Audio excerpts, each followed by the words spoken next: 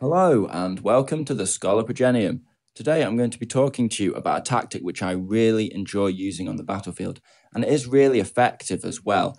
So it's good to use in your lists and in your games. Now it's a tactic that it sort of falls in and out of fashion with me almost. I'll use it for a while, I'll enjoy using it, and then I'll sort of naturally move away from that and use other stuff. But it's always there in my armory, and it's one of those set pieces that you need sort of in your toolbox, ready to bring out when you want to beat an opponent.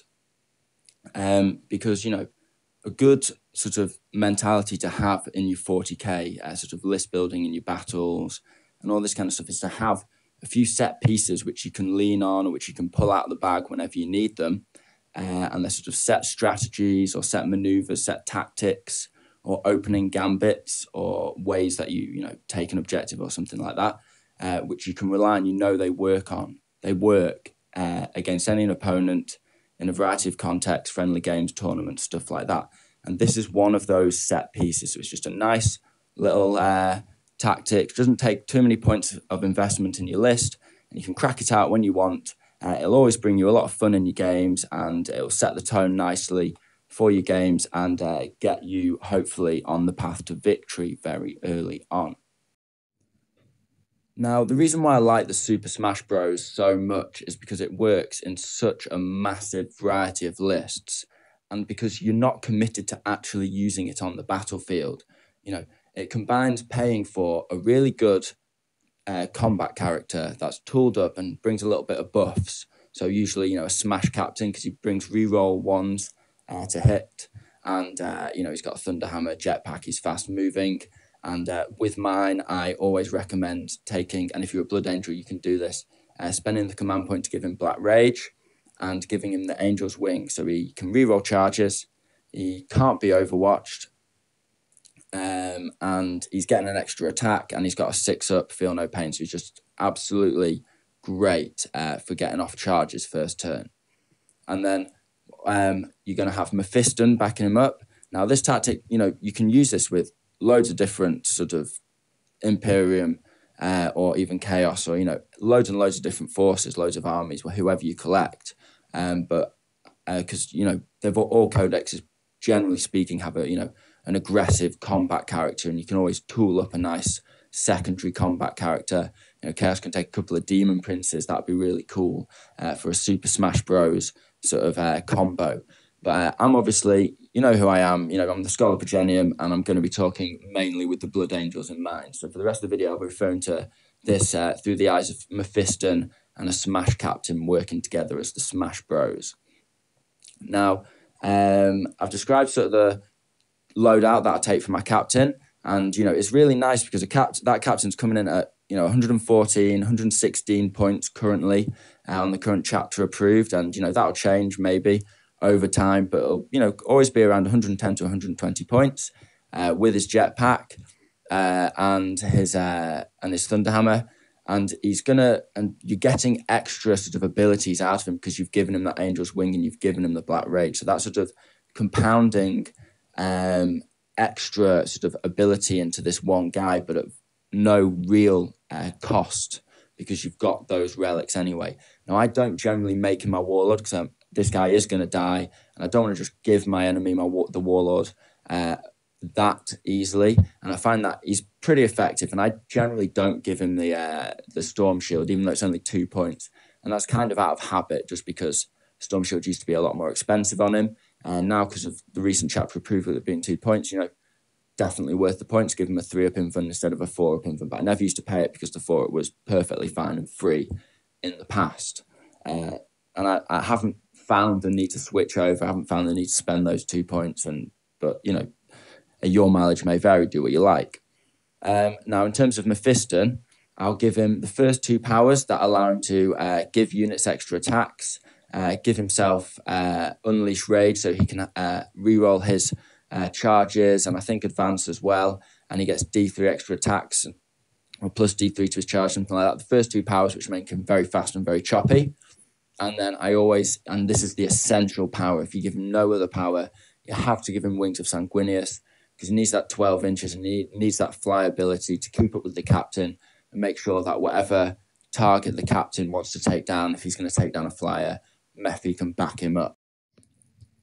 So again, the advantages of these guys is that you've paid the point. Yeah, you've committed around 270 points to these guys, but then you don't have to throw them into the thick of it. You don't have to use this tactic. If you decide when you're looking at your opponent that it's just not viable in this game, you've still got those two characters. They're still going to wreak havoc on your opponent over the course of the game anyway. It's a good investment.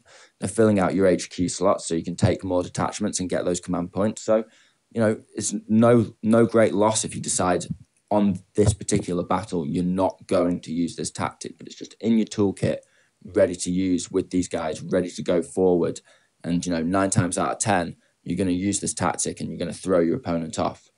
So that sort of brings me on to my next section. And the next section is going to be called Setting the Tone for the Battle.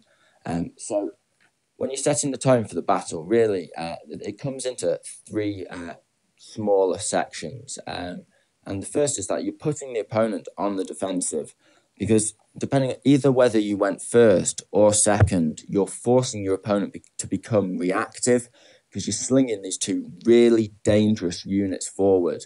And, played right, you are going to destroy, a unit or 2 in the first turn, or a valuable unit in the first turn with these guys, and sort of charge straight out from your lines. And that's going to be a situation that your opponent is forced to deal with. They won't have a choice. You can't just ignore that. They've got to deal with that. And that is instantly making your opponent reactive. It's putting them on the back foot. And it's overly aggressive. It throws your opponent off. All of a sudden, they're having to make decisions that they hadn't planned for in the first couple of turns. They weren't expecting to have to do this. They haven't set up their units in such a way to repel this kind of attack, and they're going to have to shift their deployment. They're going to have to move stuff around. They're going to have to make decisions on the fly that they hadn't planned for in their head when you were deploying and when they were deploying. This leaves them open to make mistakes which you can exploit. It's really important. If you haven't watched my Blitzkrieg mindset video, it's really important to fracture the opponent's lines with an overly aggressive, charge and attack. And, also it gets you fired up, it gets your mentality fired up, because it makes you be aggressive from the first turn, and it gets you into that mindset where, you're showing that you are all in on this attack. You are coming for the enemy. You are, absolutely going for their throat, and you're coming at them at 1,000 miles an hour like a freight train. And, it's really going to put them on the back foot, and it's really going to get you into that mentality of throwing your units in there, not worrying about them dying or sacrificing them, but, making sure those sacrifices are glorious and strategically, acceptable losses. It's fine to lose units, and you want to lose units, and, a high casualty rate is the mark of an effective assault, but those casualties have to be worth something. And, you've got to keep that in mind. Don't just throw these guys away for no reason, kill like 20 guardsmen and that's it. That's stupid. But, it gets you into that aggressive mindset, gets your opponent defensive on the back foot. And, moving on from that, it just simply gets the game off to an epic start. You've got your Blood Angels forces lined up. The opponent's got their forces lined up. And then bursting forth from your ranks comes Mephiston and the Smash Captain. Name your captain. I call my guy Baron Harkonnen, the Red Baron. And those 2 charge forward straight at the opponent's lines. They lead the charge. They're sort of leading from the front, and it's just an epic start to the game. And, whatever the opponent does to kill these guys off, and even if he kills both of them off, which, as I'll explain later, doesn't often happen, it's guaranteed to be a really epic charge, and, really set the start of the game off to an epic cinematic tone. And, an exciting game is going to be lying in wait for you, whatever happens when you use this tactic. So, it's good, it's fun, and it's fun for the opponent too, even if they lose like a vital unit and you really pull off this tactic well. It presents a really interesting and fun challenge, and, the opponent's going to be like, right, okay, it's on, let's do this, and it's going to be a really good game. So the next section of this video I've entitled Alpha Strike Light, or Diet Alpha Strike if you live in the UK. And it is, of course, the idea being that you should get all the nice flavour, the delicious taste of an Alpha Strike, but with less the calories, less the points investment. And of course, as with all diet drinks, it has less the good stuff in it, the stuff you really want. But, it does the trick. Now, one thing you've got to appreciate with this is that the Alpha Strike for assault armies has really changed, and in many ways could be argued has been watered down over the course of 8th edition.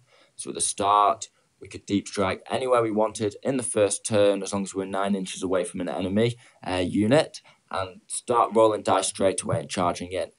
But, with the release of more and more units in codexes that could almost guarantee that 9-inch charge with extra dice rolls or re-rolls and this kind of thing. As those abilities became more common, they changed the rules so that you could only deep strike in your half of the board. And then we, as assault generals, we persevered and we carried on smashing our opponents apart. And Games Workshop were compelled to again water down our ability to assault. So now we can only deep strike in the second turn. But because of the various deployment setups, you're only ever really going to be at a max 24 inches away from your opponent, and that will be less common. You'll more than likely be probably around 18 inches away from your opponent at the start of the game. And with Mephiston having a 7-inch move plus wings, and with the captain having a 12-inch move, you are often going to be able to get within smashing distance on the first turn. It happens all the time. I can use this tactic effectively whenever I want, in a combination of lists. If I've got a Storm Raven shooting forward, ready to fly forward, the opponent just will think, he's just going to deep strike in and fly Storm Raven in. So there's no point in me setting up back. I may as well set up forward and at least get my firepower at point blank range as soon as possible. And that's very common. My opponents against my list, they won't set up on their back lines, and that will let me get my smash bros in. But, if I'm playing against an opponent who knows me well, or just happens to be in the tournament, it does not going to look good for me if I use the Super Smash Bros. I'll just be throwing them away and not really get anywhere. And the setup too far back is just not going to work. It's too risky. Then I just won't use it, and I'll just keep my Super Smash Bros. Back and use them later in the game. Now, having said all that, I'll now go on to why the Alpha Strike Lite is so great. Because the first thing is it lets you target key threats just like a normal Alpha Strike would. Your opponent's going to have set up their line, set up their deployment, and there'll be units in there that you'd really rather were dead as soon as possible in the game. And your Super Smash Bros, with a little bit of clever maneuvering and with some clever fire support, maybe clearing a path to this target, you will be able to charge in there and smash that unit up. If the opponent has some flyers deployed within their lines, ready to fly in and start harassing your units and circle your units and destroy them. Now, flyers aren't necessarily a massive problem as a Blood Angel. You've got loads of jetpack close combat units, and you've got Storm Ravens, which are perfectly capable of shooting down enemy flyers. But if you want to snatch and grab that enemy flyer and just charge in and destroy it in the first turn, that is a perfectly viable target for your Smash Bros. Because ultimately, with this Alpha Strike Lite, you're simply trying to take a chunk out of the enemy. You're wanting to at least get a decent amount of points back for your investment. You've spent almost 300 points on these Super Smash Bros. And you want to at least destroy something decent of the opponents before these guys get wiped out. Because the point is kind of that these guys are going to get wiped out, but they're going to get wiped out and the rest of your army is going to be able to do whatever it wants for another turn. And this sort of brings me on to the second point, which it really lets you plan ahead. And as is known in all strategy games, classically chess, the player who can plan the most effectively and reliably ahead, the most turns in advance, to predict what moves are going to be done in response to their moves, and so what moves they can do in response to that, and really plan out the course of the game in their mind and a variety of routes and alternative paths through the game depending on the decisions the opponent makes. Well, as a new player, you may not be anywhere near the ability to do that because you haven't got the experience, you haven't played enough games to really know how an opponent will react or respond. And as a veteran player, you may be quite familiar with this, but just the Super Smash Bros. Certainly give you an inlet to that mindset. They let you start planning ahead if you don't do that already in your games, and they certainly give you a big flexible advantage in planning ahead, because you know that they are going to have to target these guys, unless you've flown a Storm Raven up in front of them, which is just a new fresh hell in itself. Where if you've marched a knight up, say you take a knight in your army and the Super Smash Bros, that is just another hell. That's a torture for the opponent. That's no longer friendly, because they're picking. They have to shoot that knight, have to shoot the Storm Raven, and they've got the Super Smash Bros coming up behind. If the Super Smash Bros are in the first turn, and they've got the knight coming up behind, they have to deal with the Super Smash Bros, and then they've just got a knight or a Storm Raven loaded to the gills with other assault troops just coming in. And normally they would shoot that thing. They would shoot the knight. They would shoot the Storm Raven loaded up with combat stuff or whatever other tactic. They would shoot your big threat. But instead, they're forced to deal with this, relatively cheap investment of absolute crazy assault capability that's coming at them. They weren't expecting it. They have to readjust their tactics. They really haven't got the firepower to deal with all the threats you're presenting them. And this brings me on to my sort of third point about the Alpha Strike Light, which is that it absorbs a lot of firepower. Generally, your opponent will be scared of Mephiston, and if you use him right, you'll really take a chunk out of the opponent and have used all these psychic powers, fired a plasma pistol and done all this crazy stuff. And they'll think, right, I'll shoot at Mephi first. And he hasn't got an invuln save, so he's also a viable target if you haven't cast invuln, and the other powers are more viable, so I wouldn't bother taking the ability to cast an invuln. But they're going to shoot at Mephi, and his 2-up save is really useful, unless you're facing off against some of the admittedly now more common AP-4, AP-5 weapons. Against Plasma and General Dagger, he's still going to have a relatively decent save. Anything AP-3, he's still going to have a 5-up save because he comes with a base 2. And that toughness 5 makes him that much more resilient. And if you've ever played against Death Guard, which I'm sure you have, you'll be very aware of just how ridiculously tough even a standard Death Guard trooper is, because they've got that toughness 5 and they've got a 5-up feel no pain. Now Mephi has that, and he also comes with a 2-up save to boot, which means his armor save is just that little bit better. And the difference between a 2-up and a 3-up when you're firing special weaponry at it is essentially the difference between a 5-up and a 6-up most of the time, and that just feels like worlds apart in terms of how survivable he is. So they're going to fight. They're going to start off firing a little bit of firepower at Mephiston, and then they're going to realize, okay, this is going to take a lot more firepower. They're going to be forced to invest a lot of firepower in Mephiston. You're going to keep getting those. You can always use command point to keep them alive, and eventually, fair enough, they will almost definitely every time kill Mephiston. Reliably, Mephiston's going to die after his first hurrah, after his first smash, but they will then look at your captain. Now, your captain's got a 4-up save, possibly even a 3-up save if you've spent the 2 points for the Storm Shield. And they will have used a lot of their heavy weaponry to take advantage of Mephiston, because I think, he hasn't got an invuln save, so I'll pour my last cannons, pour my plasma, Dark Lances, all that kind of thing, depending on what opponent you're facing, into Mephiston. And because of that toughness 5, they're going to want to use the really high strength firepower. Or they may decide to fire all their Dakra at him, thinking, well, he's toughness 5, so I'm just going to spray all my Dakra at him and use the heavy weaponry for the captain and just try and, use enough heavy weaponry to get through his invuln save. But either way, Mephiston will have absorbed so much firepower that, I have found in my experience using this combo for years and in a variety of editions and against, more opponents in more games than I could possibly count or even remember. I found that, generally speaking, in my experience, when played right, the captain lives. The opponent looks at the captain, and he just hasn't got the firepower to take care of the captain. Because you've got Mephiston right up in their face, you will have denied psychic powers probably, because Mephiston can deny as well. Of course he can. So you've prevented their psychic phase from going off, because you've definitely got your psyker within deny range of them. So you probably at least dented their psychic phase and taken at least one power off them that they would have liked. And then you've absorbed a ridiculous amount of firepower from Mephiston. The captain's still there, and that means, he will live, and in the later game, he can just blend in to the rest of your lines, join another assault and just buff another assault, giving reroll ones, bringing his ability which stops people firing Overwatch at him so he can lead the charge, and then other units that are more at risk or more flimsy can charge in behind him. So your captain's just going to be usable throughout the rest of the game. So really, you've only lost Mephiston in this charge, which is ridiculously frustrating for your opponent, because you've probably taken a chunk out of their opponent, taken a flyer off them, taken a bit,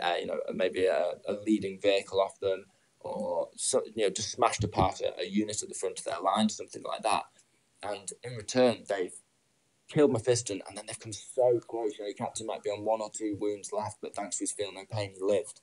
And then he'll blend back into the rest of your army and just carry on bringing the pain for the rest of the game, which is just excellent. That's maximising your resources effectively. Now, having said all of this, before I just talk about because before I move on to sort of finishing this video up, I'll talk about just the general idea of, it fractures the opponent's lines. This tactic is really, really part and sort of plays parallel to the Blood Angels Blitzkrieg ethos. And if you haven't checked out my Blitzkrieg mindset video, I highly recommend you go and watch that after this, because it is investing forces. It is accepting the fact that you are going to take casualties. You are investing points that you are happy to lose. And if the captain dies, having said that, the captain often lives. He may well die, and you should play and plan in the mindset that he's going to die. Both of them are going to die. But it fractures their lines because it really causes disruption, and it may force the opponent to make mistakes. Because yes, the opponent may not be able to shoot these guys off the table, but, with a decent assault unit, having shot them and blasted some psychic powers at them already in their turn, they almost definitely will be able to charge into the captain of Mephiston if they want to, and and sort of smash them, finish them off in close combat.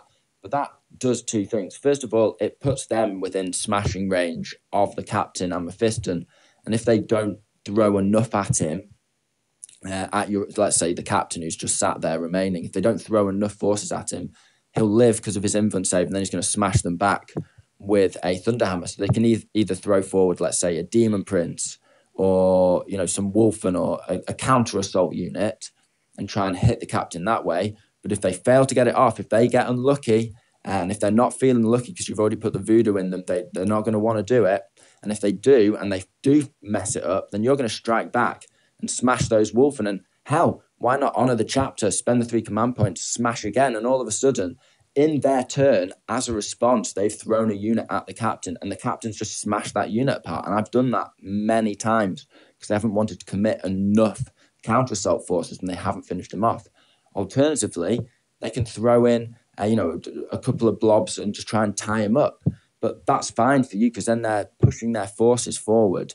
They're probably not going to kill the captain because he's got a 3-up save, 4-up invuln. So even if they've got like a power weapon and they're just using some troops and the sergeant's got some kind of special weapon or something like that, 9 times out of 10, one little squad is definitely not going to tie him up. He's going to smash them back. He'll live. It was a waste of time.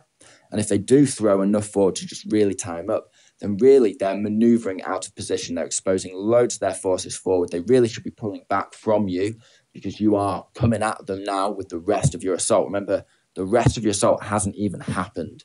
This is just the start. This is just the intro to the hell that is coming for your opponent, the fury that is coming your opponent's way. So if they want to, they are welcome to bring units forward and try and finish your captain off in assault. And even if they successfully finish him off in assault, I thank your opponent because they've just exposed their forces to a brutal charge. You're going to be moving the rest of your units up and you'll be in the position where you can actually deep strike the rest of your units within the lines of the units that have moved up. So you're creating a really solid push on your opponent's lines, and they've exposed units forward. They've used units. They've probably selected the unit to move forward and assault your captain based on what they think is the most likely chance of killing the captain with the least damage coming back their way. And they may not have actually thought about the rest of what you're going to deep strike in, because it's going to be your turn too after this. Another absolutely classic mistake that your opponents will make in response to the Super Smash Bros. That you need to look out for so you can capitalize on is that they will make some kind of mistake in terms of repositioning their units and end up exposing a high value unit to your turn 2 deep strike. So, you've seen it before, your opponent spends ages on their deployment or, very carefully plans out their deployment to make sure that in your turn 2, when your units deep strike in, they're not going to be able to just smash into high value targets and really change the course of the game. That's what they're going to try to do. And often you need to use your shooting in the first couple of turns to counterbalance that. But with the Super Smash Bros, they'll spend all this time carefully, deploying. They may even bring units in their list which they can place outside of their deployment zone, which allows them to, prevent your deep strikes within 9 inches of their front lines. But either way, they'll do all of this, and then the second you send those Super Smash Bros in, all of that will go out the window, and they will deploy their units in response to the Super Smash Bros as if that is your main assault, when it's not, and you're forcing them almost to show their hand straight away before the game has really begun. Like you're forcing them to play with an open hand. So they may, bring attack units forward to counter assault. They may, reposition units, this, that, and the other. But whatever they do, just keep an eye out for around their units. Anything that's a high value unit, that's a perfect opportunity for your deep strikers. And what you've essentially done is set your deep strikers up for a critical first assault where you can really take chunks out of the enemy. So even if the Super Smash Bros. Don't get the points back themselves as just a couple of individual models, because they haven't really got the ability to put out the damage output before they're killed off, they are setting up your other units to really make hay whilst the sun shines and really take care of your opponent's units and really sort of capitalize on the fact that they will have fractured their lines and repositioned in response to the Super Smash Bros. So I hope you found this video entertaining and it's in some way inspired you to come up with your own Super Smash Bro pairing and get them built up, scratch built, painted, whatever it needs for you to get them on the battlefield and start having fun with them and winning battles and glory for the Emperor. So this has been the Schola Progenium. Thank you very much for your time. Goodbye.